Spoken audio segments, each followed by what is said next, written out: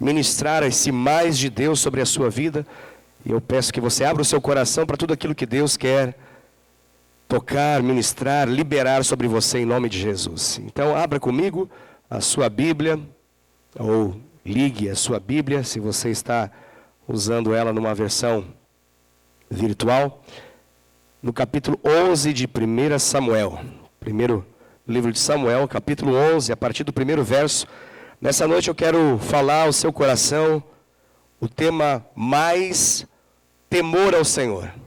Amém? Mais temor ao Senhor. Mais temor ao Senhor. Vamos à leitura? Diz assim a palavra do Senhor. Então subiu Naás, amonita, e sitiou a Jabes de Gileade. E disseram todos os homens de Jabes a Naás: faze aliança conosco, e te serviremos. Porém Naás, amonita, lhes respondeu: farei aliança convosco sob a condição de vos serem vazados os olhos direitos, trazendo assim eu vergonha sobre todo o Israel. Então os anciãos de Jabes lhe disseram: concede-nos 7 dias, para que enviemos mensageiros por todos os limites de Israel. E não havendo ninguém que nos livre, então nos entregaremos a ti. Chegando os mensageiros a Gibeá de Saul, relataram este caso ao povo. Então todo o povo chorou em voz alta. Eis que Saul voltava do campo, atrás dos bois, e perguntou: que tem o povo que chora? Então lhe referiram as palavras dos homens de Jabes. E o Espírito de Deus se apossou de Saul, quando ouviu essas palavras, e acendeu-se sobremodo a sua ira. Tomou a junta de bois, cortou-os em pedaços, e os enviou a todos os territórios de Israel por intermédio de mensageiros que dissessem: assim se fará aos bois de todo aquele que não seguir a Saul e a Samuel. Então caiu o temor do Senhor sobre o povo, e saíram como um só homem. Contou-os em Bezeque, dos filhos de Israel, havia 300.000. Dos homens de Judá, 30.000. Então disseram aos mensageiros que tinham vindo: assim direis aos homens de Jabes de Gileade: amanhã, quando aquentar o sol, sereis socorridos. Vindo, pois, os mensageiros e anunciando aos homens de Jabes, estes se alegraram e disseram aos amonitas: amanhã nos entregaremos a vós outros. Então nos fareis segundo o que melhor vos parecer. Sucedeu que, ao outro dia, Saul dividiu o povo em 3 companhias, que pela vigília da manhã vieram para o meio do arraial e feriram a Amon, até que se fez sentir o calor do dia. Os sobreviventes se espalharam, e não ficaram 2 deles juntos. Até aqui é a palavra do Senhor para as nossas vidas nessa noite. Glória a Deus. Aleluia. Amados, o tema dessa noite que eu quero ministrar ao seu coração se chama mais temor ao Senhor. Mais temor ao Senhor. Amém? Deus quer liberar em nosso meio mais temor a Ele. E quando a gente fala de temor, se nós buscarmos algum sinônimo, bem provavelmente na língua portuguesa você vai achar um sinônimo de temor como medo. Mas eu quero dizer para você que o medo não é igual ao temor na Bíblia. Pode ser na língua portuguesa, pode ser em qualquer outra língua, mas temor é algo completamente diferente ao medo. E essa passagem nos mostra isso. Essa passagem tem nela medo e tem nela também temor. E você percebe que o medo, ele tem uma atuação, mas quando o temor ao Senhor chega, a atuação é completamente diferente. O que nos mostra que medo é uma coisa e temor é completamente diferente. Quando nós estamos nos referindo a temor ao Senhor. Amém? Isso é muito importante nós entendermos. O medo, ele é algo que nos paralisa. O medo, ele vem, ele toma como que o nosso ser por inteiro e nos impede de fazer qualquer coisa que está à nossa frente. O medo, ele nos impede de desfrutar um sonho. O medo, ele nos impede de fazer algo, nos impede de vencer, nos impede de lutar, nos impede de uma série de realidades. O medo, ele tem a tendência de nos paralisar. Ele tem a tendência de nos fazer ou parar ou então correr daquela realidade.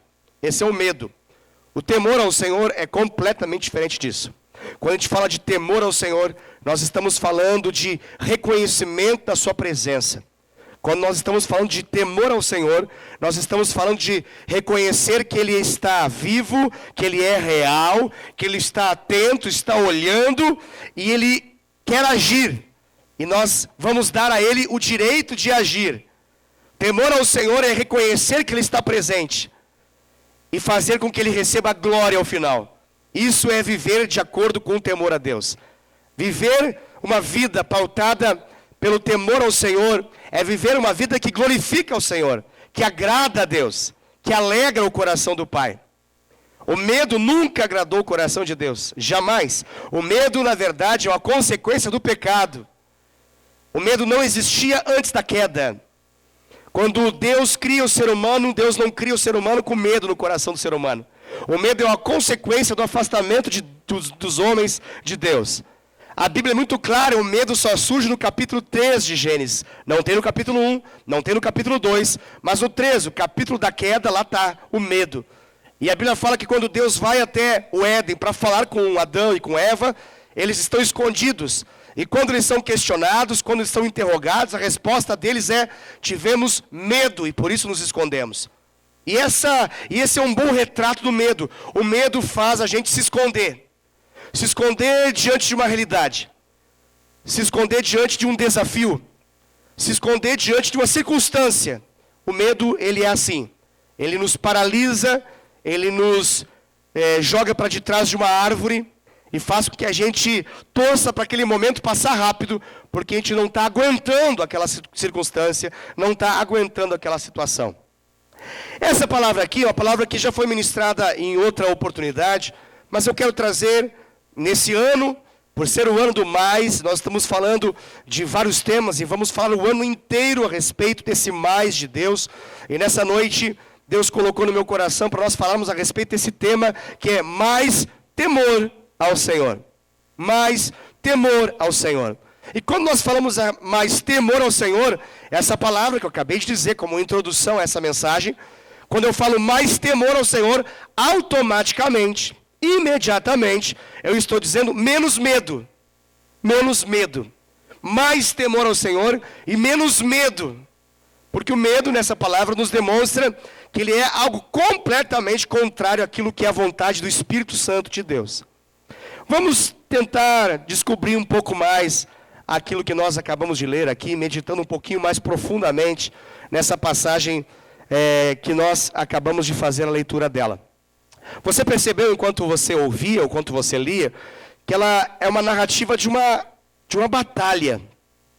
Uma batalha entre o povo de Amon, ou os Amonitas, e nesse momento, nessa circunstância, tinha um líder esse povo. Os Amonitas tinham uma liderança. A liderança aqui, ela é mencionada já no primeiro versículo do capítulo 11. O nome ali do líder, um nome interessante. Olha o nome dele é Naás. Naás. Olha só, Naás. Interessante, lembra outro nome, não lembra? É o Naás aqui que está sendo mencionado aqui. Ele é o líder dos Amonitas. O versículo inicial, ele deixa claro o que acontece. Existia um povoado de Israel, chamado aqui de Jabes de Gileade. Esse povoado, ele foi completamente sitiado. Ele foi completamente pego de surpresa. Agora, os amonitas estão fazendo o entorno dessa região. Eles estão numa situação de encurralados. E esse Naás, ele é alguém que nos parece, pela história bíblica, que ele era reconhecido pela sua fúria, por ser um líder, um ditador, um rei, um líder que manifestava maldade com aqueles que dominava. Ele era alguém cruel, vamos assim dizer. E quando ele dominava alguém, a lógica, a tendência, o natural, é que ele então assassinava, matava, exterminava muitos dentre aquele povo. Essa é a lógica desse contexto. Então aqui o versículo começa, a passagem começa dizendo claramente que subiu esse Naás, o amonita, e sitiou Jabes de Gileade. E quando ele sitia, ele está ali na volta dessa região de Jabes de Gileade, os moradores, eles percebem o que está para acontecer. Eles têm a clara sensação da iminente derrota. E a lógica é, vamos morrer. E dentre muitos medos que pode surgir, talvez o medo mais forte que exista em qualquer ser humano seja o medo em relação à morte. Quando a morte se aproxima, há uma tendência enorme do medo tentar se manifestar e nos tomar por completo. E quando a morte se apresenta, essa passagem nos mostra que há uma tendência das pessoas pensar o seguinte: entre morrer e perder alguma coisa preciosa, preferimos perder alguma coisa preciosa.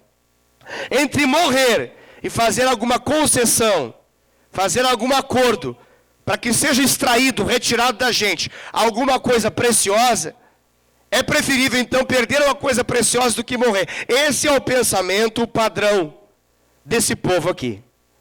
Só que o detalhe, isso é sempre importante ser dito, que esse povo aqui não é qualquer povo.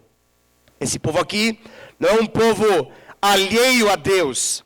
Esse povo de Jabes de Gileade não é um povo distante do conhecimento do Senhor. Esse é um povo que está dentro do contexto de Israel.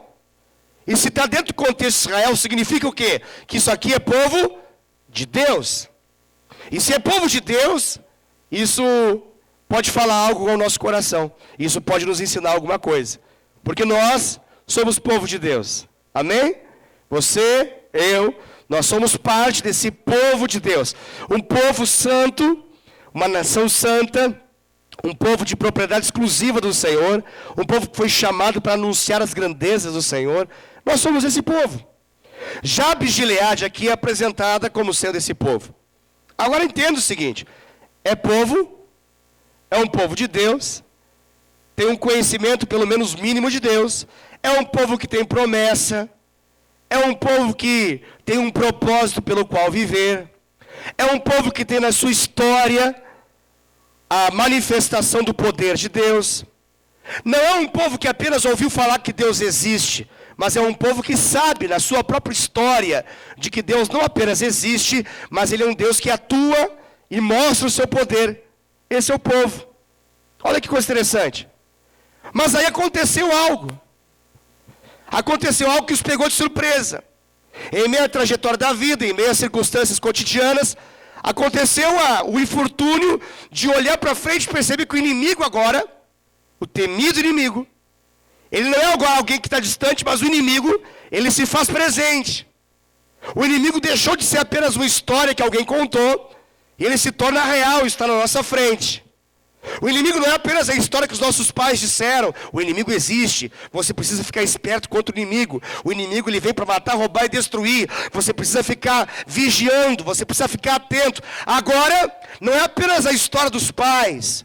Não é apenas a história dos antepassados. Agora, eles sabem. Eles olham para frente. E o povo está diante, cercado pelos amonitas. Ali uma condição real, é uma circunstância física.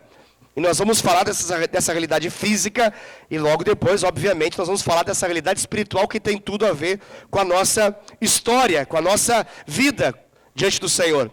E eles olham para frente, e agora esse inimigo não é apenas uma historinha, não é uma fantasia, não é um conto da carochinha, não é uma brincadeira infantil, não é ópio do povo, não é fruto da religião, não é nada disso que alguém poderia dizer, é real. O inimigo é real.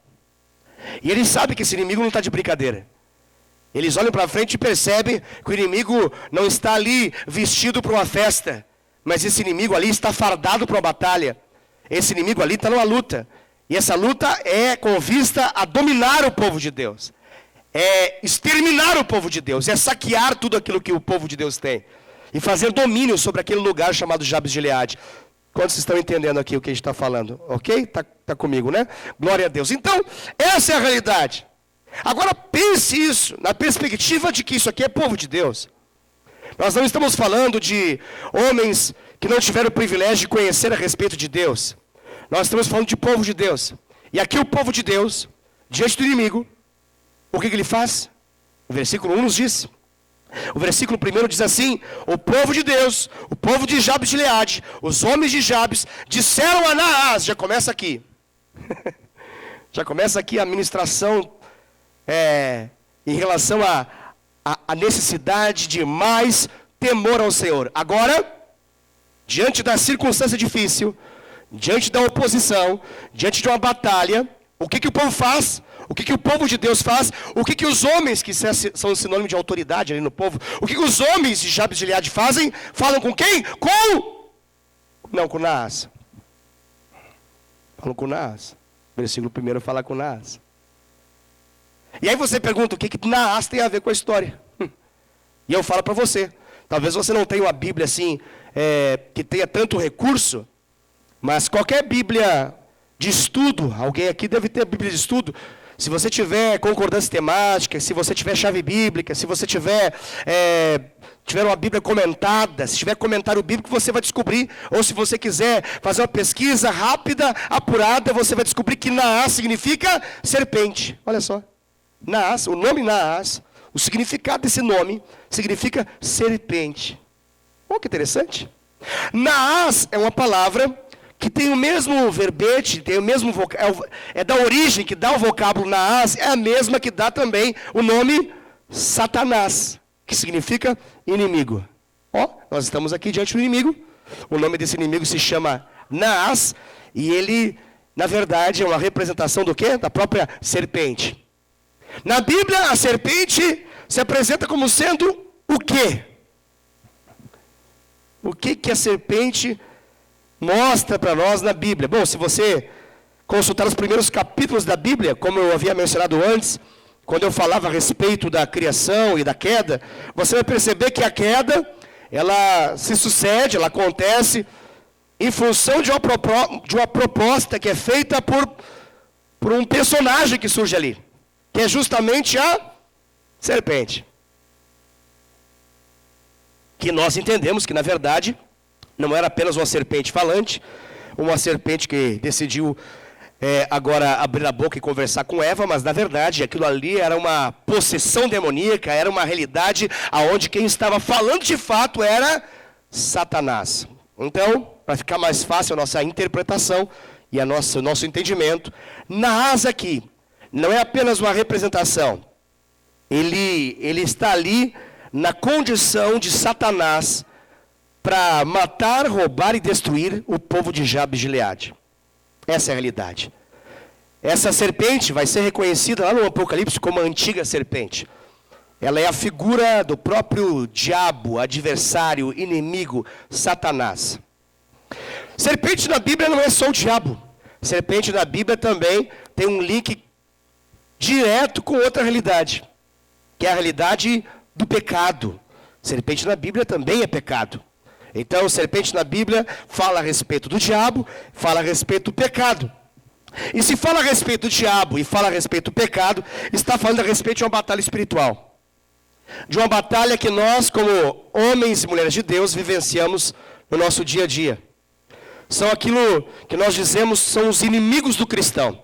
Você tem inimigos, eu tenho inimigos, e eles não são de carne e osso, graças a Deus. Eles não são compostos da mesma constituição que nós somos como seres humanos. A nossa luta não é contra carne e sangue, a nossa luta não é para um embate contra alguém de carne e osso como nós. A nossa luta, de acordo com a palavra de Deus, de acordo com a orientação do apóstolo Paulo, debaixo do Espírito Santo, ela é contra essas hostes espirituais do mal, esses agentes espirituais que visam roubar, matar e destruir, ou seja, a nossa luta é contra demônios.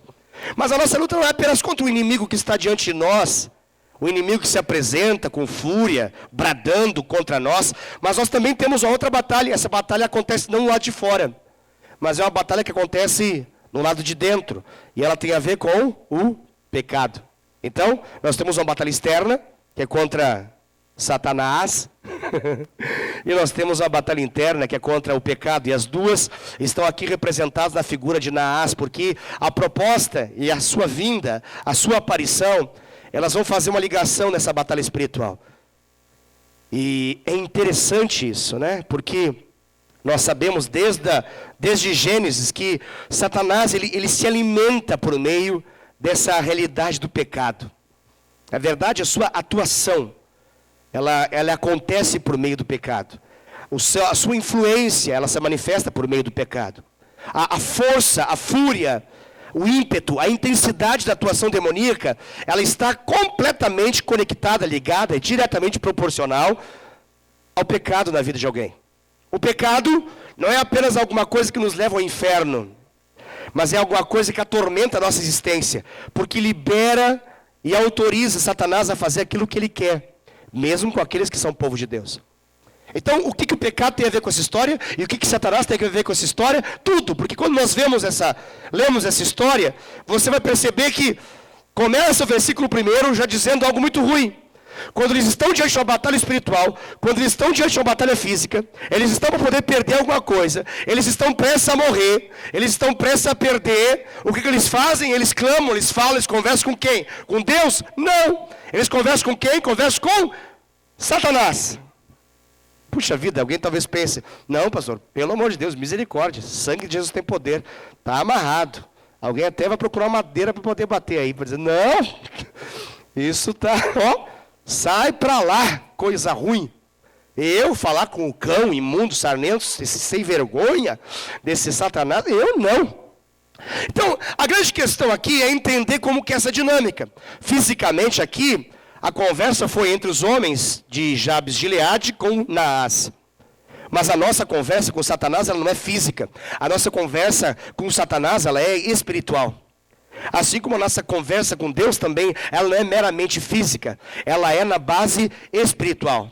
E para nós conversarmos com Deus, a base da nossa conversa com Deus não é saber falar palavras bonitas. A base da nossa conversa com Deus se chama fé. A fé, ela é a senha, o segredo, ela é a chave, ela é o password, né? Ela é aquele segredo que faz com que as coisas sejam abertas ou fechadas, que liga ou desliga. Essa é a fé. E como que a gente conversa com o diabo? A gente conversa com o diabo, sempre que nós não estamos com a chave da fé. E quando nós não estamos com a chave da fé, a gente está com a chave do quê? A gente está com a chave da incredulidade, da falta de fé. E tudo que não é fé é, na Bíblia, pecado. Olha que coisa interessante. A Bíblia diz claramente que tudo que não provém de fé, olha o detalhe, tudo que não provém de fé é pecado. Porque na vida do justo, ele vive por fé. A Bíblia diz, o justo vive por fé. Em todo momento, ele vive por fé. A única coisa que funciona, presta e jamais pode ser perdida na sua e na minha vida se chama fé. Porque a fé é que nos permite abrir e acessar as promessas e a glória de Deus para a nossa vida. Agora, quando nós não agimos com fé, o que nós agimos então? Qualquer outra coisa que não seja a fé vai ser pecado. E aqui, abre-se espaço para que a gente possa agora fazer um diálogo, não físico, mas espiritual. Esse diálogo espiritual agora com Satanás é sempre a mesma coisa, é grave isso, é sempre a mesma história. O diálogo espiritual com Satanás, mesmo que ninguém fale assim, ó Satanás, eu te invoco porque agora eu quero falar contigo. E eu quero dizer para ti tais e tais coisas. Não, as pessoas não fazem costumeiramente isso. Alguns fazem, mas pouquíssimos são aqueles que fazem. Então como que Satanás ganha direito a fazer tudo o que ele faz na vida das pessoas, sendo que elas não falam diretamente com ele? Então, essa fala não é direta. Essa fala, ela é intermediada por meio de uma chave, que é a chave da incredulidade. Sempre que nós acionarmos a chave da incredulidade, nós abrimos a atuação para que Naás possa agora gerar as suas propostas. Ele vai agora falar a sua vontade para que ela seja obedecida. Vamos entender melhor isso. O que eles falam e como que eles acionam esse processo? A fala aqui é simples. Eles dizem o seguinte: Satanás, eles estão dizendo isso, em outras palavras. Eles estão dizendo: Naás, faça aliança conosco e te serviremos. Não, isso aqui é uma condição absurda. Qualquer crente de sã consciência vai falar isso é uma aberração. Como que alguém que já foi tocado pela glória de Deus, alguém que já foi batizado nas águas, alguém que já foi um homem influente, uma mulher influente em Deus, alguém que já foi cheio do Espírito Santo, alguém que tem promessa, alguém que conhece o Senhor, alguém que já orou no passado, alguém que já conheceu a Bíblia, alguém que já jejuou, alguém que já se consagrou. Como que em algum momento, alguém que já viveu tudo isso, chega e fala isso? Satanás, é a palavra ali, né? Faça aliança conosco e te serviremos. Qual é o nome disso, pastor? O nome disso é falta de temor a Deus. Esse é o nome. É falta de temor a Deus. A falta de temor a Deus, que é igual a pecado, ela é igual a fazer concessões com o diabo. Sempre assim. Sempre assim. Sempre assim. Consciente ou inconscientemente. Essas concessões, elas vão ser reconhecidas no mundo espiritual. Elas vão ser compreendidas por Satanás e ele vai fazer uma proposta. E aqui é muito interessante. Porque alguns crentes, eles, na hora da batalha espiritual, eles são mais teólogos que os próprios teólogos de plantão. E eles estão sempre prontos a dizer assim: não, isso não é assim. Isso é muito negócio de batalha espiritual, todo mundo espiritualiza tudo, e batalha espiritual para cá, e batalha espiritual para lá, e só se fala em Satanás, e tudo é o diabo, e tudo é diabo, e tudo é diabo, e obviamente, nem tudo é diabo. Obviamente nem tudo é diabo. Obviamente que não. Agora, as nossas irresponsabilidades quanto àquilo que Deus nos dá de comando para viver, vou traduzir melhor, vou falar de outro modo.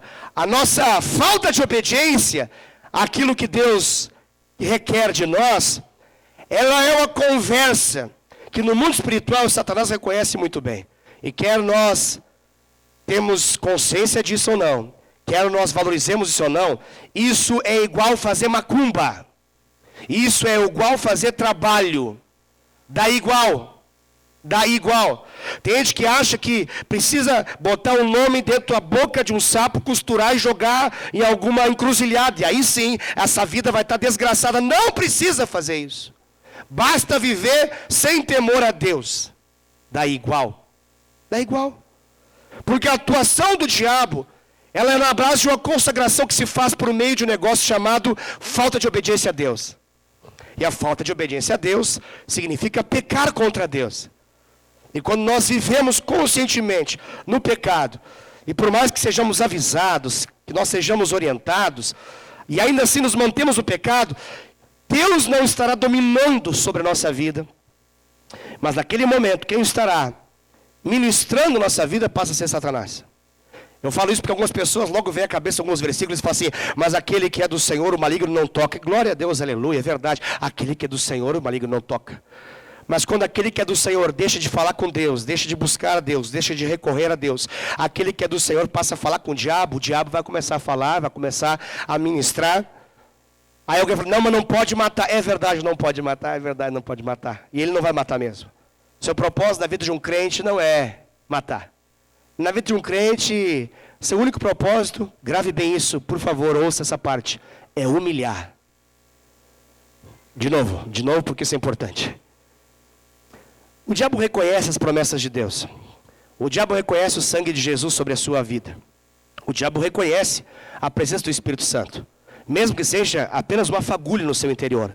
Mesmo que seja apenas como uma pequena chama dentro de você. Ele reconhece isso. E ele sabe que o seu destino eterno está em função do plano de Deus. Ele não fica tão indignado com isso, mas ele se agrada muito de fazer uma obra muito terrível. E a sua obra na vida de um crente desatento e de um crente desobediente é única. A obra dele é humilhar, humilhação. A proposta do diabo com crentes que não são do fogo de Deus, e aqui eu não estou falando de uma versão se é pentecostal, se é tradicional, se é carismático, se é isso, se é aquilo. Eu não estou falando se você é da esquerda, se é da direita, se é centro, nada dessas coisas. Eu não estou colocando aqui um grupo específico pelo qual você se conecta. Eu estou falando de uma vida diante de Deus. O Deus fala para cada um de nós a mesma coisa. A Bíblia que eu leio é a mesma que um pentecostal radical lê e de que um tradicional dos mais históricos também lê. A mesma Bíblia. E Deus fala assim, quisera que você fosse quente ou frio. Mas porque você não é nem quente nem frio, é morno, então eu vou vomitar você da minha boca. É a mesma Bíblia que todos leem. Então, a realidade daquilo que Deus quer para a minha vida e para a sua vida é a mesma. Deus quer que nós sejamos quentes na sua presença. Como Ele que é fogo, Ele quer que nós sejamos fogo também. Ele deseja que nós possamos viver assim. Mas se em algum momento, nós não quisermos viver assim, a verdade é que a vida, ela terá os seus inimigos na nossa história, que são eles, o mundo, o diabo e o próprio pecado, que vão fazer uma obra de esfriamento na sua e na minha vida. E que se nós não rapidamente nos arrependermos diante de Deus, nós vamos passar por um processo de esfriamento tão grande, que nós vamos viver uma situação similar a essa. Aonde nós vamos estar conversando com Satanás sem perceber que estamos conversando com ele. Assim como Eva conversou com Satanás e não percebeu que ela estava conversando com Satanás. Por quê? Porque ela estava desatenta em relação àquilo que Deus havia falado. Se ele chegasse e falar, eu sou o Satanás, e meu propósito é matar, roubar, destruir, estaria fácil, né? Mas ele nunca fala isso. Ele chega e ele questiona aquilo que Deus falou. Lembra como é que foi isso? Deus falou assim, você não deve comer da árvore do conhecimento do bem e do mal. Foi isso que Deus falou. O dia que você comer da árvore do conhecimento do bem e do mal, você vai morrer. Quando ela se aproxima, a serpente se aproxima também, e ela começa a dizer assim, o que Deus falou? E aí a mulher fala, Deus falou que a gente não pode nem se aproximar dessa árvore. Aí a mentirosa da serpente, a antiga serpente, Satanás, o nosso adversário, que ele é o pai da mentira, o que ele fala? Não é assim não. Deus sabe que o dia que você comer, você vai ser como ele. Seus olhos serão abertos e você vai ver como Deus vê. Isso parece muito interessante para a mulher. Ela come e dá de comer ao seu marido. E o pecado se manifesta na raça humana. E nós nascemos no pecado e vivemos essa realidade até hoje. Tudo por quê? Porque um dia, uma mulher de Deus desatenta se afastou tão longe do Senhor, que falou com o diabo sem reconhecer que era diabo. E ele conseguiu enredar ela de um modo que ela foi completamente submissa à sua vontade e deu o que deu. Mas a história continua. A gente poder fazer, maldita dessa Eva, um dia eu pego ela, arrebento ela. Mas o detalhe é que a história continua. Ele continua na minha vida, na sua vida, porque constantemente o diabo se apresenta de modos disfarçados, gerando declarações de incredulidade, que uma vez declaradas são como chaves que abrem a sua vontade para acontecer. Olha o que a história menciona. Eles dizem, faça aliança conosco. Faça aliança conosco. E o versículo 2, agora Satanás reconhece isso. Naás reconhece isso, a amonita, e responde, farei aliança com vocês. Sob, detalhe, isso aqui é muito interessante. Detalhe, alguém poderia falar, mas que misericordioso que é esse diabo. Mas olha, que misericórdia que ele tem, nem quer matar. Acho que é balela esse negócio que ele quer matar, roubar e destruir, acho que ele nem quer matar. Vamos ver, vamos tentar entender. Diz ali, farei aliança convosco sob a condição de vos serem vazados os olhos direitos. A condição é essa, eu quero que seja vazado, furado, cegado o olho direito. Olha o que ele diz. Preste atenção nisso. Isso aqui é vida para nós. Olha o que ele está dizendo. Isso aqui é muito importante, a revelação para que a gente possa entender. Trazendo assim eu vergonha. Está entendendo? Olha o que ele diz. Trazendo assim eu vergonha sobre todo Israel. Vamos pensar, esse detalhe é muito importante, muito importante. O ataque é num ponto. chamado Jabes-Gileade. Israel é maior que Jabes-Gileade, sim ou não? Sim. Jabes-Gileade é um ponto dentro de uma grande nação, que é pequena na verdade, mas uma nação chamada Israel. Ok? Jabes-Gileade, nação de Israel. Indaiatuba, Brasil. Vamos entender essa proporção. Não é a mesma proporção, mas só para poder nós entendermos. Israel é muito menor, mas muito menor que o Brasil, obviamente. Mas só para que a gente possa entender. Olha aqui o que Naás está dizendo. Eu quero que vocês façam um acordo comigo. Eu aceito esse acordo. Na condição de que eu vou vazar os olhos direitos de vocês. Eu vou vazar o olho direito de cada um de vocês. E eu farei isso para trazer vergonha. Alguém poderia pensar, a Jabes-Gileade? Só a Jabes-Gileade? A vergonha para trazer sobre todo o Israel. Todo o Israel. Deixa eu tentar explicar isso do seguinte modo. Satanás deseja envergonhar o plano de Deus sobre todos aqueles que são dele. Ele deseja envergonhar a igreja do Senhor, o povo de Deus, atacando os desatentos, os que estão dispostos a fazerem concessões, os que estão dispostos a fazerem acordos. Ele não apenas vai vazar o olho direito dessa turma, mas ele vai, com isso, atacar e envergonhar todo o povo de Deus, todo o povo de Israel. Você consegue entender essa realidade? Uau! Isso aqui, a mente vai longe. Muita coisa a gente pode pensar a respeito disso. Quanta atenção, quanta vigilância nós precisamos para poder entender o que está acontecendo aqui. Eles pensaram o seguinte, olha, entre ser assassinado e nós nos tornarmos escravos desse monarca chamado Naás, acho que é melhor fazer esse acordo, fazer essa concessão. Por que eles estão fazendo a concessão? Porque eles estão dominados por quê? Dominados pelo medo. Naás é intimidador. Muito intimidador. Mas a verdade é que Satanás, ele é como talvez uma imagem que a gente pudesse montar aqui. É alguém que na verdade, ele não consegue dar conta. Mas ele é bom na argumentação. É tão bom e tão convincente que ele fala mais do que aquilo que ele consegue. Mas a força da sua argumentação, ela intimida aqueles que ouvem. E faz eles acreditarem que ele tem razão, quando na verdade ele está mentindo. Deu para entender? Isso é a força do intimidador. Isso é a força do intimidador. Me traz uma ideia disso. Eu vou trazer uma ideia disso para você. Vamos lá. A Bíblia fala que Jesus, ele é da tribo de Judá. E uma das menções honrosas, messiânicas sobre Jesus é que ele é o leão da tribo de Judá. Ele é o leão da tribo de Judá. Quando a Bíblia fala a respeito de Satanás, a Bíblia não fala que Satanás é leão. A Bíblia diz que Satanás é como o leão. Mas não é leão. Não é leão.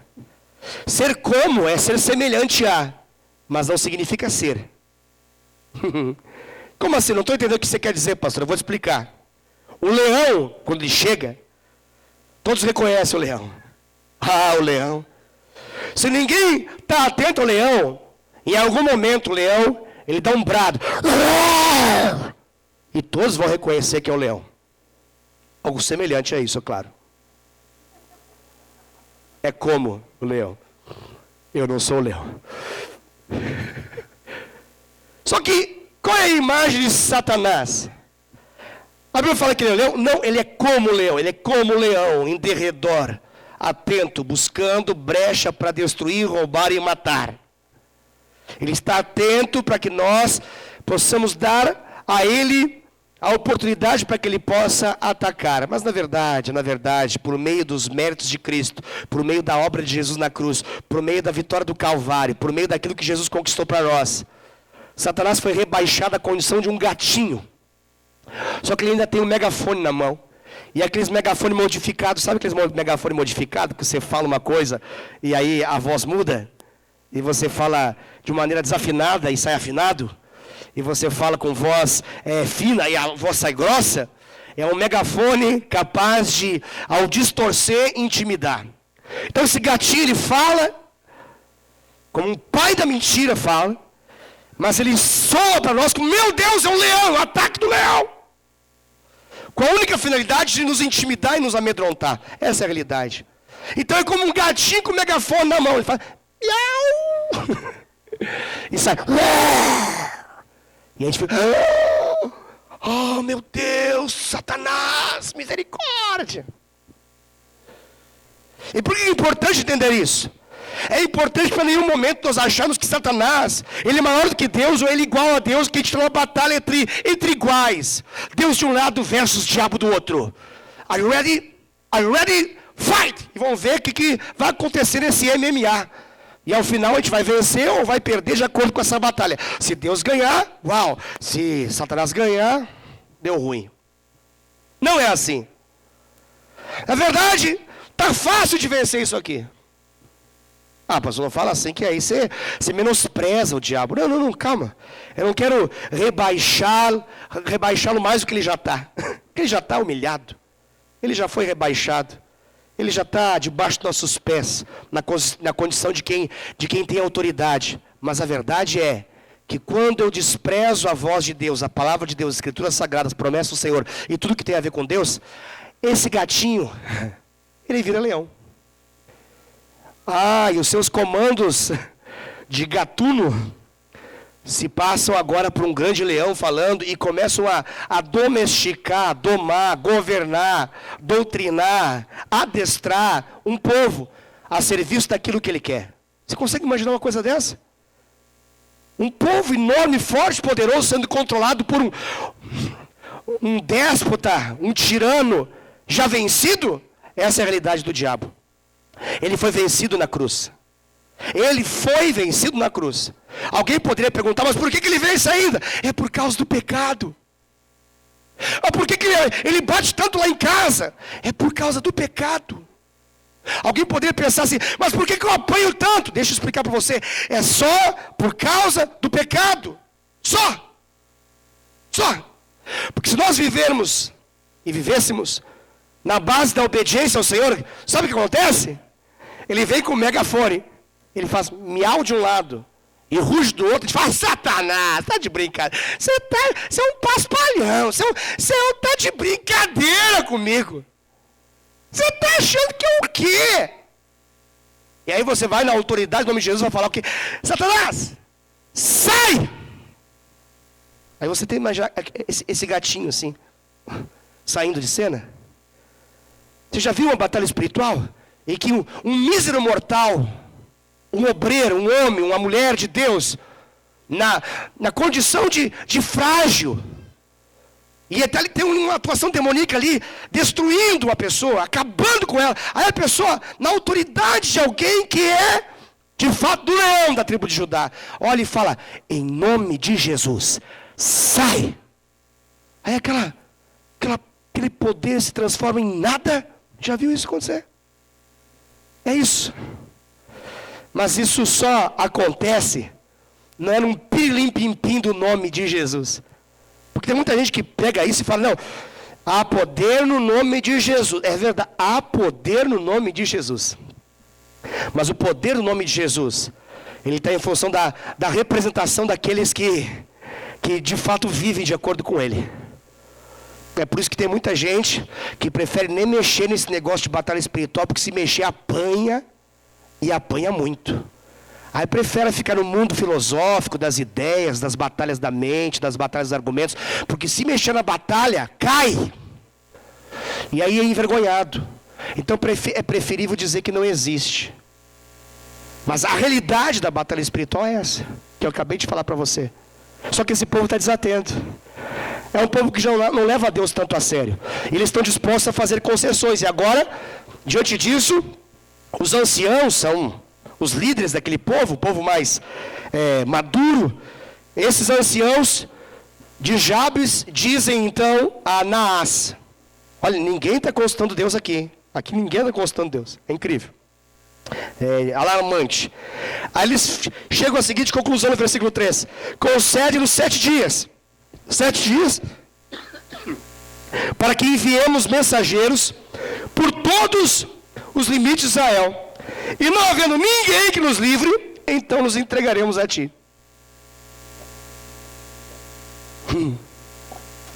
É alarmante esse negócio. Isso é alarmante. Eu estou tentando entender aqui por que eles estão falando isso. Mas é tudo igual. A história se repete. A história se repete. O povo já não leva Deus tão a sério. O povo vive no pecado. O povo já não dá bola para Deus. Eles já não estão atentos às coisas de Deus. Satanás deixa de brincar e se transforma numa realidade agora. E eles se assustam, se apavoram e estão dispostos a fazer concessões. E diante das concessões, eles continuam sem orar. Aí eles recorrem a quem? Eles recorrem a alguém que tenha coragem mais que eles. Aí eles chegam à conclusão assim, ó, olha, dá só um tempinho aí, que eu vou chamar um que ora de fato. Alguém que seja mais crente do que eu. Alguém que jejua, alguém que busca Deus, alguém que de fato vive aquilo que prega, alguém que de fato é coerente com aquilo que fala, alguém que de fato não brinque serviço, alguém que não seja como eu. Se eu encontrar alguém que não seja como eu, então a gente conversa de novo. Senão, eu me entrego a ti facilmente. É isso que eles estão falando. Já viu realidade de pessoas assim? Já viu ou não viu? Funciona assim, não quero mais esse negócio. Cansei desse negócio. Cansei de ser de Deus, cansei de ser crente, cansei do fogo, da glória, cansei do avivamento, cansei de buscar, cansei de orar, cansei de jejuar. As coisas não acontecem conforme eu jejuo, oro. Eu vou viver uma vida diferente agora. Eu vou ser feliz. Agora eu vou ser feliz. Elas passam a ser felizes, do jeito delas. Até que o diabo deixa de brincar e se apresenta para elas. Aí o que elas fazem? Diabo, só um pouquinho que eu vou chamar o pastor. Diabo, só um pouquinho, vou chamar. Aquele líder que eu desprezei antes, agora eu vou voltar lá e falar assim, ó, aquilo que você falou era sério, não era brincadeira não, eu preciso da sua ajuda. É isso que eles estão dizendo, ele está dizendo isso. Ele está dizendo o seguinte, ó, a gente vai dar uma banda aí, a gente vai dar um rolê aí, em Israel inteiro, em todos os limites. Se não tiver ninguém que nos livre dessa realidade, a gente volta e se entrega. A história é igual. Só mudam os personagens, mas é tudo igual. Chegando, estamos agora no 4, né? Chegando os mensageiros a Gibeá de Saul. Graças a Deus. Graças a Deus. Ai. Eu não sei, eu acho que o texto está sendo extremamente sincero nesse detalhe. Me parece que eles acertaram de primeira. Me parece que eles estavam dispostos a buscar por 7 dias, ininterruptamente, alguém que pudesse ajudá-los. Mas Deus, em sua infinita misericórdia, graça e poder, fez com que eles buscassem primeiro em Gibeá. E lá em Gibeá tinha uma pessoa lá. E essa pessoa tinha sido escolhida para ser rei. E esse cara, mesmo que a história dele vai ser terrível no final, nesse momento aqui, Deus está com ele. Nesse momento aqui, esse cara tem aliança com Deus. E olha o que vai acontecer. Então chegaram em Gibeá de Saul, versículo 4. Relataram esse caso ao povo. Olha só. Você percebe que é Deus mesmo, porque não é ele, não são eles. Não são eles. Eles falam, nós reconhecemos que tem um homem que tem intimidade com Deus, um homem que é de Deus, um homem que tem reinado em Deus e vamos até ele. Não, eles foram em Gibeá sem querer. E relataram ao povo o seguinte, olha, todo mundo é o seguinte, Naás ia matar, mas a gente falou para ele, não mata, vamos fazer uma concessão, vamos te servir. Ele falou, tá bom, eu não vou matar, eu só quero que todos venham, façam uma fila indiana, eu vou vir aqui com um instrumento de corte, uma faca, eu vou mirar no olho direito de vocês e vou vazar um por um. Eu vou só fazer isso porque eu quero humilhar todos vocês, em Gibeá de Gileade. E a gente veio aqui dizer para vocês que isso vai acontecer. É isso que eles fizeram. Aí quando disseram isso em Gibeá, a Bíblia fala que todo mundo começou a chorar. Tenta imaginar isso. Toda a cidade de Gibeá está chorando, em alto e bom som. Chorou tanto, que o Saul está voltando do trabalho. Ele está voltando de cuidar dos bois ali. E no versículo 5 ele pergunta, o que aconteceu? Quem morreu? O que deu? Está todo mundo chorando, pranteando em alta voz. Que desespero. O que aconteceu, gente? Aí ele vai lá e fala: então lhe referiram as palavras dos homens de Jabes. Contaram para ele: ó, vão furar o zóio direito de todo mundo. O zóio direito vai, já era. É o que vai acontecer. Porque eles estão dispostos a fazer uma concessão com Naás. Ele falou que não vai matar, mas ele vai furar o olho. E vai tornar todo mundo escravo dele a partir disso. É isso que vai acontecer. Agora começa a parte 6, ali, versículo 6, começa a parte mais maravilhosa. E aqui eu quero ressaltar o seguinte. O lance não está com o Saul em si. O lance aqui está com essa pessoa chave do versículo 6, que está na sua Bíblia e na minha Bíblia. A pessoa chave do versículo 6 é a que mais importa aqui. A pessoa chave do versículo 6 é aquela que restaura o temor ao Senhor. Não tem temor ao Senhor sem essa pessoa do versículo 6. Não tem restauração do temor ao Senhor sem esse personagem do versículo 6. O versículo 6, ele é importantíssimo nesse capítulo 11. Porque ele vai falar daquele que é a solução, a restauração de uma vida sem sentido, sem propósito, fria, morta, fazendo concessões ao diabo, fazendo pactos e alianças com Satanás, mesmo que seja povo da promessa. E o lance é com esse personagem do versículo 6. Quem é, pastor, o personagem do versículo 6? É o Saul? Não. É quem então? É o Espírito de Deus. Está lá, ó. E o Espírito de Deus, aleluia, pelo Espírito de Deus. Glória a Deus pelo Espírito Santo de Deus. A gente estaria completamente perdido se não fosse o Espírito Santo de Deus. A minha vida e a sua vida estaria completamente numa rota de destruição plena se não fosse o Espírito de Deus. A razão principal da restauração do temor se chama Espírito de Deus. Espírito Santo de Deus, entenda isso é muito importante. É o Espírito de Deus. Mas não é o Espírito de Deus em partes, não é o Espírito Santo de Deus em pedaço apenas, em uma parte apenas, não. Olha o que diz ali, e o Espírito de Deus, se apossou. Sabe o que é se apossar? É possuir. A coisa mais parecida com isso, para você entender, é uma possessão demoníaca, que humilha alguém, que destrói a vida de alguém. Agora, coloca isso numa possessão divina. Uou! E Deus não está ali para poder matar, roubar e destruir. Mas Deus está ali para poder humilhar o diabo agora. Ele está ali para poder destruir a vontade do inimigo. E agora, o Espírito Santo de Deus possui, se apossa. Saul agora vai ser tomado pelo Espírito Santo de Deus. Yes, isso é demais. Isso é tremendo. É tudo que eu e que você precisa para que nós possamos viver mais temor ao Senhor. Mais temor ao Senhor. Sabe por que igrejas esfriam? Porque elas desprezam o Espírito Santo de Deus. Sabe por que grupos cristãos esfriam? Porque elas desprezam o Espírito Santo de Deus. Sabe por que pessoas crentes esfriam? Porque eles querem saber de qualquer outra coisa, menos de ter intimidade profunda e ser cheios do Espírito Santo de Deus. Eles caçoam do Espírito Santo de Deus. Eles riem, eles ridicularizam o Espírito Santo de Deus. Fazem chacota de ser cheio do Espírito Santo de Deus. É isso que eles fazem. E acham que estão fazendo uma coisa muito boa. Mas a chave que muda a história é ser tomado, cheio, possuído pelo Espírito Santo de Deus. Saul é um pobre mortal. Saul está debaixo de um decreto de ser rei. O segredo da vida dele está em função do Espírito Santo de Deus. Sabe por que ele vai dar ruim depois? Vai arrebentar com tudo, e vai morrer mal, e vai para o inferno? Porque ele desprezou o Espírito Santo de Deus.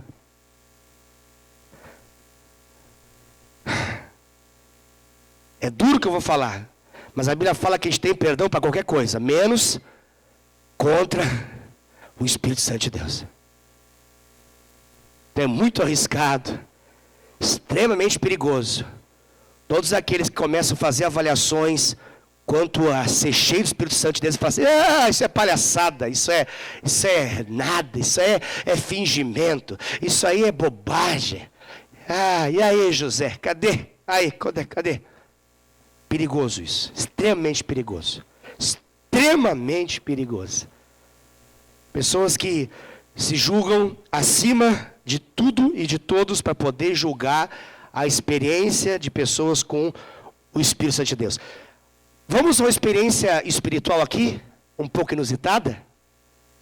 Porque aqueles que são os críticos da atuação do Espírito Santo de Deus de forma pentecostal sempre dizem: o Espírito Santo de Deus é amor, paz, alegria. Não é essa língua dos anjos, tem que ser a compaixão aos homens. Não é esse negócio de profetizar e cura, isso aí, essa balela toda. É dar dinheiro aos pobres, é ajudar os famintos na África. E os desateus falam: lindo, lindo, maravilhoso. Ai, que coisa maravilhosa. Que coisa bonita que você acabou de comentar. Cuidado. Você não está lutando contra uma igreja, contra uma denominação, contra uma instituição. Você está falando a respeito do Espírito Santo de Deus. Cuidado com esse atrevimento de falar contra o Espírito Santo de Deus. É mais fácil dar o nome de a quem você está se referindo do que falar que é contra o Espírito Santo de Deus e a sua obra. É extremamente perigoso isso. Extremamente perigoso. O Espírito Santo de Deus se aposta de Saul. O que ele faz? O Espírito Santo de Deus, Davi diz que é paz, amor e alegria. Aleluia. É se dar bem com todos. É amor a tudo e a todos, sem cores, sem jeitos, sem marcas, sem redes, sem denominações, sem credos, sem ideologias, sem nada. É o amor. Esse é o Espírito Santo de Deus. É? O Espírito Santo de Deus se aposta de Saul. E o que Saul fica? Ele fica numa fúria que não é humana. É a mesma fúria de Jesus no templo quando ele levanta as mesas dos cambistas. É a mesma. A ira de Deus, agora não é a ira dos homens que não produz nada em relação a Deus. É a ira de Deus agora. Uma ira de Deus que não é por conta da justiça própria, que não é tentar fazer o meu nome se dar bem, que não é tentar fazer contra os meus adversários. Não, é uma ira de Deus. Saul agora está cheio dessa ira de Deus. Diz ali, não é o pastor Wesley, é a Bíblia aqui, ó. E o Espírito de Deus se apossou de Saul quando ouviu essas palavras e acendeu-se sobremodo a sua ira. E agora então nós temos uma explicação do que vai suceder. Eu quero que você tenha paciência com essa explicação, porque ela é importante. É importante mais para aqueles que estão com vontade de que o culto acabe logo. Porque aqueles que não estão muito preocupados se vai acabar logo, essa palavra já faz muito sentido e não estão preocupados com o horário. Mas aqueles que estão assim, tipo, nossa, vai dar 9 horas agora, e agora que ele vai começar a falar do segredo, Jesus. Eu quero dizer que você pode ser, não quero dizer que mas pode ser que você se encontre entre esses desatentos e que costumeiramente fazem concessões nas horas que mais importam. Porque estão mais preocupados com tanta outra coisa, menos com Deus. Estou mais preocupado com qualquer outra situação, menos com aquilo que Deus está falando. Nesse exato momento, a ira se acende. Talvez você fique pensando, pastor, mas eu não entendo, assim, eu não acho tão problemático essa história. Os caras iam morrer, pastor. Entre morrer e vazar o olho, Deus nos deu 2. Tem gente que dirige carro com um olho só. Tem gente que casa, tem filhos com um olho só. Trabalha, ganha vida, é rico. Eu conheço gente rica que tem um olho só. Tem um tio, um avô, alguém, teve um acidente, nasceu assim, não sei. Tem um olho só, pastor, tranquilo, não tem problema. Se você não entende espiritualmente a realidade da vergonha, você não está em condições de entender o que essa história está falando. Que olho é esse, irmãos? Esse olho é o olho da pontaria. Esse olho direito é o olho principal na batalha. É só isso. Só. Se você não aponta mais, você não alcança mais. Se você não alcança mais, você não realiza mais. Está fácil de entender, né? Tenta imaginar eu como um guerreiro antigo agora. Vamos imaginar que eu tenho agora um escudo nas minhas mãos. Ok? O escudo serve para poder me proteger. A fé é como um escudo. Ok? E eu fico lá. E chega um momento que eu vou avançando. E chega um momento que eu quero atacar meu inimigo.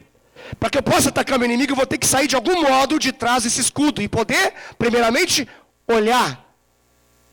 Eles empunhavam o escudo nesse braço esquerdo. Eles ficavam atrás protegendo. Até que em um determinado momento eles olhavam com a finalidade de ter a estratégia da batalha. Ali então, diante disso, eles preparavam o ataque, seja de espada, seja de arco, flecha, sei lá, as estratégias todas que aconteceriam, mas aquele era o olho da pontaria, era o olho da visão, era o olho da conquista, era o olho do sonho, era o olho da batalha que seria vencida. Se acaba com esse olho, acabou a vitória, porque acabou a guerra também, a guerra está vencida e agora estão dominados, estão escravos diante de Naás. Está fácil de entender, né? Você consegue entender agora por que Saul está indignado?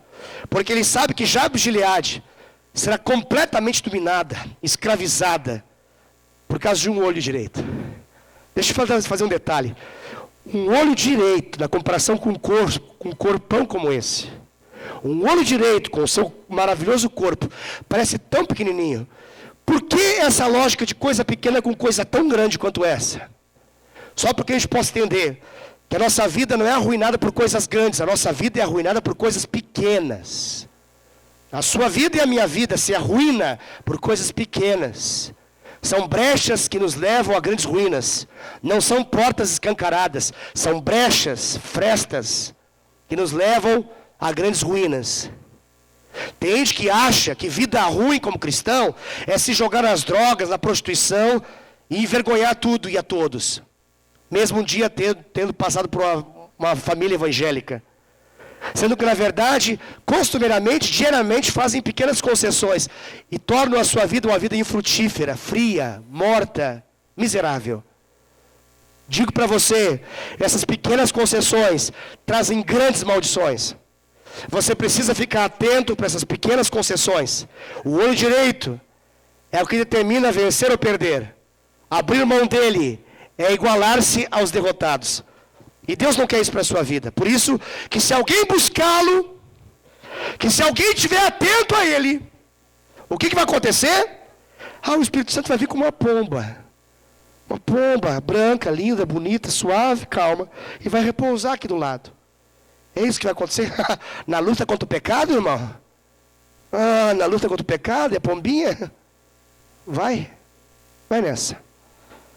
Essa simplicidade é para alguns momentos, mas tem outros momentos que aí é como serpente mesmo. A luta é no outro nível. E essa lucidez só tem quem se permite ser cheio do Espírito. Saul vai se permitir ser cheio do Espírito. E quando ele é cheio do Espírito, na luta contra aquilo que faz essa maldição dar continuidade, ele vai atacar a raiz. Ele vai atacar a raiz. Ele vai atacar a raiz. Interessante isso, né? A luta de Saul não vai ser contra o povo de Jabes de Gileade. A luta de Saul não vai ser contra qualquer outra coisa. A luta de Saul vai ser contra aquilo que é a causa. Ele não vai deixar isso acontecer. Vai se acender essa ira. Amém, irmãos? Glória a Deus, aleluia. Aguenta um pouquinho mais? Louvado seja Deus pela sua paciência.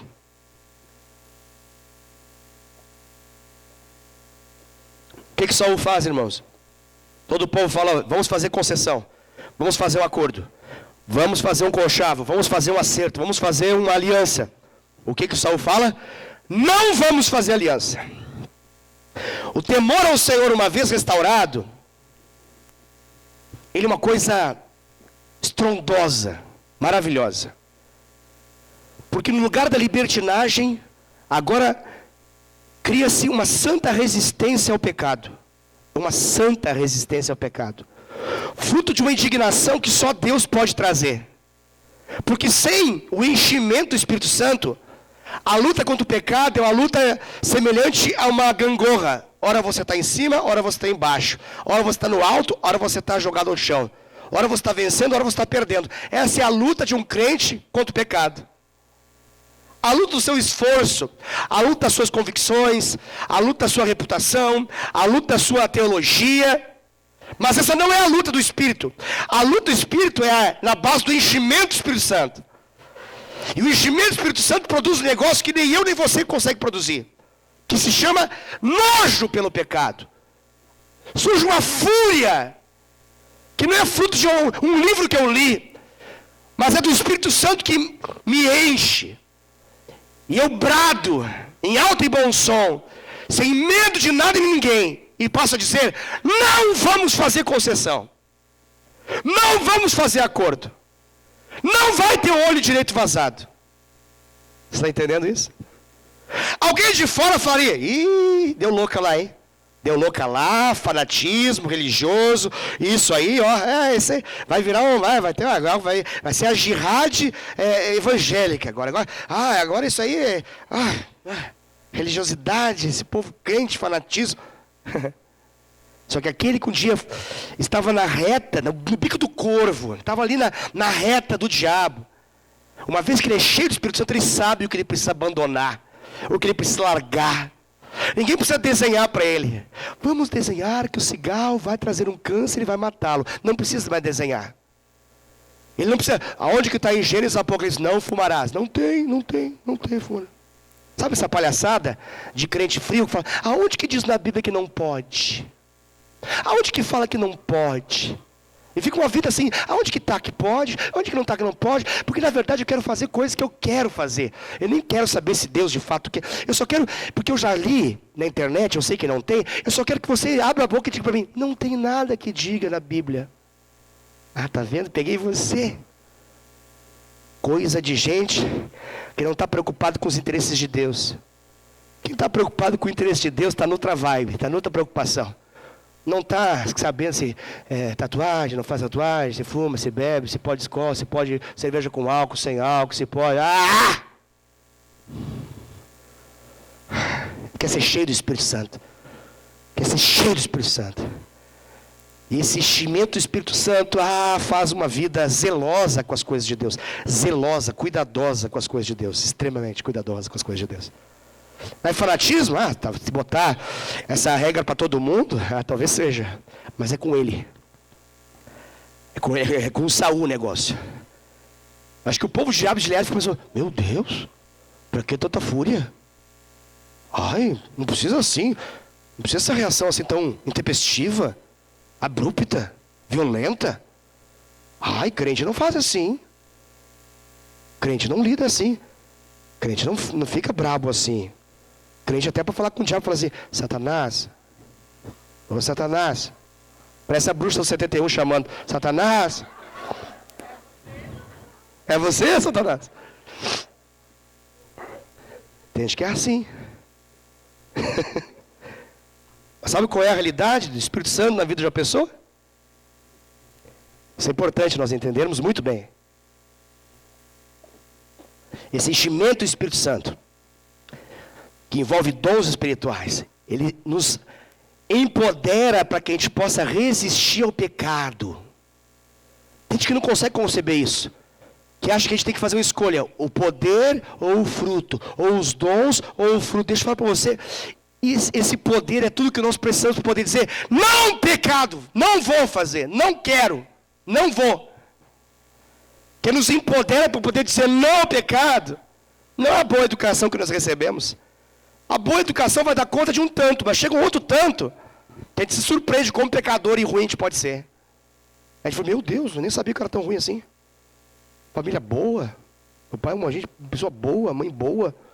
E eu aqui com esses negócios estranhos dentro de mim, umas tentações estranhas, umas opressão, umas compulsão, umas coisas que queria não ter e tem. Meu Deus, ai que vergonha. Deus, não entendo isso. Nasci num lar bom, família boa. Como é que eu consigo ser tão ruim? Pecado, irmão. Essa é a realidade. Como é que se vê isso? Cheio do Espírito Santo. Ser cheio do Espírito Santo. Cheio. Dar a Ele o direito de que você possa ser cheio. E aí o que você faz depois disso? Eu acho muito interessante essa lógica. Ele não sai assim, com o peito estufado, pronto para poder fazer o embate com o Naás. O que o Saul faz? O Saul, ao ficar indignado, ele sacrifica. Interessante isso. Interessante. Ele não sai de peito aberto: agora eu vou acabar com Satanás. Não, ele fala: eu vou sacrificar. Ele sacrifica boi. Não sei se você tem ideia do que um boi vale nessa história de quem lida no campo. Mas vale bastante. Uma coisa é você sacrificar e vender o boi. Aí você vende filé mignon tanto, picanha tanto. É maravilhoso fazer a venda do boi. Não é para vender. É para sacrificar. É sacrifício. O que é sacrifício? É dar, é entregar. Não ter de volta algo concreto que você pega e fala aqui, ó, eu dei e me devolveram isso. Não, não. É um sacrifício. É perder algo. É ofertar algo. Perder, sai da mão. Sai do controle. Isso é como um ato profético. Isso aqui vai ser um ato que vai gerar um testemunho. Um testemunho de que essa perda, ela está sendo uma evidência para Deus, mas para os homens ela é uma perda significativa, e ele avisa, olha, isso é o que vai acontecer com todos. Isso vai acontecer com todos. A quebradeira vai ser geral. E isso gera um santo temor a Deus. E esse é o ponto principal. Está lá no versículo 7. Então caiu o temor do Senhor sobre o povo. Uau! Que coisa, hein? Aqui, olha só. Começou no homem. Tem um povo e temos um homem. Quantos Deus precisa para poder fazer alguma coisa? Seguindo a lógica bíblica, um homem. Seguindo essa lógica bíblica, uma pessoa. Às vezes a gente fica pensando, não, mas a gente é muito pequeno, a gente é muito coitado, a gente é muito vacilão, a gente é muito... Não, a gente não. Deus precisa de um homem, de uma pessoa. Com uma pessoa inconformada com essa realidade do pecado e obstinada a ser cheia do Espírito Santo, Deus pode revolucionar uma nação. Deus pode fazer um povo inteiro receber as bênçãos de alguém como um homem que se entregou selvagemmente nas mãos de Deus. Você consegue entender isso? Isso é bênção, irmão. Esse finalzinho me ajuda a entender algumas coisas. Me ajuda a entender que tem gente que vai demorar um pouco a crer, mas vai colher o fruto daqueles que entenderam antes. Tem gente que nem vai saber direito o que aconteceu, mas vai descobrir que nem o olho foi vazado e nem morreu. E no final vai dizer, glória a Deus, aleluia. E vai falar, estamos juntos aí. Entendeu alguma coisa? Não entendi direito, mas parece que ia vazar o olho direito, não vazaram, e nem o cara que ia matar, saiu, ele morreu e saiu todo mundo vazado. Estamos aí. Sabe? Parece que é assim. Todo o povo foi beneficiado. Mas o Saul teve completo entendimento. Eu estou falando para você, porque eu acredito que Deus está te dando entendimento. Tem muita gente que vai depender do seu entendimento e vai ser beneficiado por ele. Tem muita gente que vai ter a consequência da sua obediência como resultado na sua vida.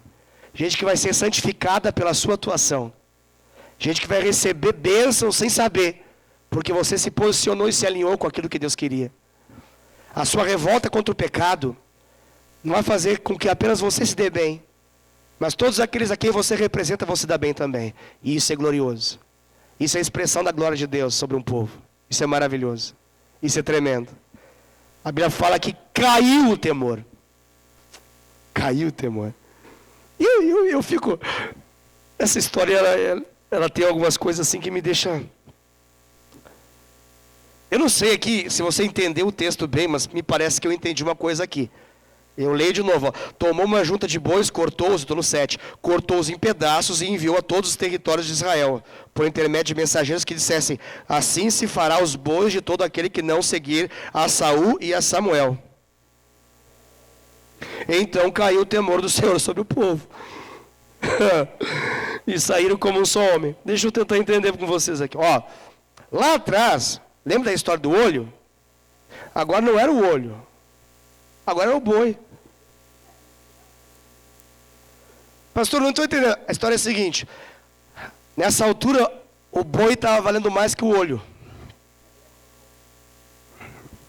Entendeu? Porque o temor ao Senhor não veio quando eles iam perder o olho. Veio quando eles iam perder o boi.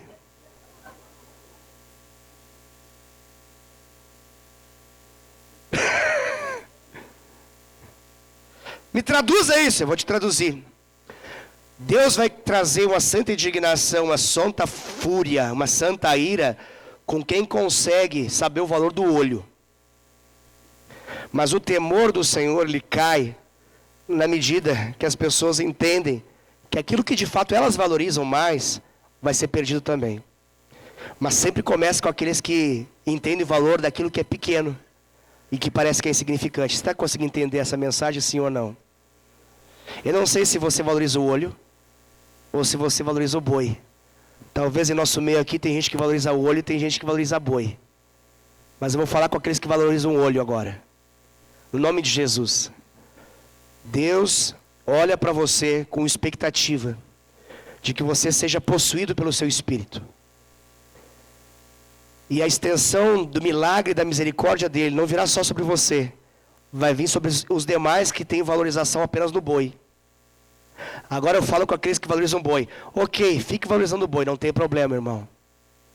Se para você o que vale é o boi, não tanto o olho, tá tranquilo. O importante é que venha o temor ao Senhor. E esse temor ao Senhor precisa vir. E ele precisa vir mais, e mais, e mais. Porque ele nos nivela em ira. A razão é diferente, mas ele nos nivela em ira. Essa ira do Senhor se aposta sobre todos. A gente fala, não vamos fazer a concessão mais. É tudo que Deus precisa.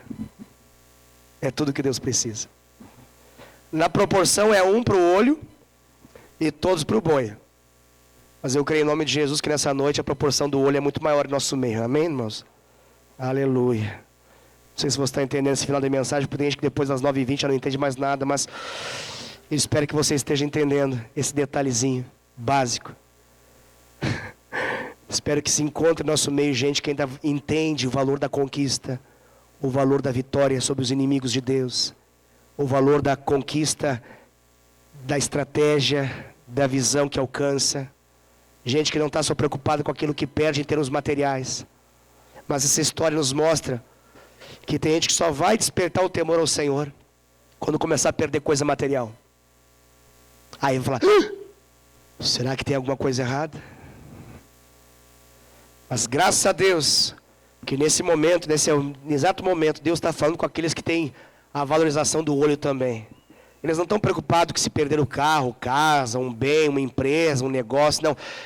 Eles estão preocupados porque eles entendem uma coisa, eles perderam a intimidade com Deus. Eles perderam a reverência ao Senhor. Eles perderam o temor ao Senhor. E eles estão indignados com isso. E eles se voltam a Deus e falam, não aceitamos o pecado mais. E eles falam com Deus. E depois vão falar com Naás e confrontar. Como que essa história termina, pastor? Ela termina com Naás morto. E com os amonitas, parte deles mortos. E parte deles vazando, fugindo, desesperados. Jabes de Gileade prevalece. E os planos de Deus sobre Israel se mantêm. Essa é a história. Essa é a história da nossa vida também. Que no nome de Jesus você seja encontrado entre esses homens e mulheres que recebem esse santo temor ao Senhor. No nome de Jesus. É medo, pastor? Não, não é medo. É respeito pela sua presença. É clareza de que o olho de Deus vê todas as coisas. A certeza de que não tem como fugir da presença de Deus. Que a gente pode estar aqui na igreja, Deus está vendo. Mas a gente pode estar trancado num banheiro, Deus está vendo. Quando a gente está dentro de um carro, Deus está vendo. Quando a gente está com Uber, Deus está vendo. Quando a gente está na empresa, Deus está vendo. Quando a gente está na rua, Deus está vendo. Quando a gente está numa festa, Deus está vendo. Quando as propostas indecentes vêm, Deus está vendo. Quando os evangelismos acontecem, Deus está vendo. Deus está vendo. Essa é a realidade do temor ao Senhor. Uma ciência de que Deus está vendo. E de que Deus não só vê para poder atacar e nos destruir. Mas Ele é um Deus presente que quer se manifestar na sua e na minha vida. Em nome de Jesus. Vamos ficar de pé. Para parecer que agora vai acabar.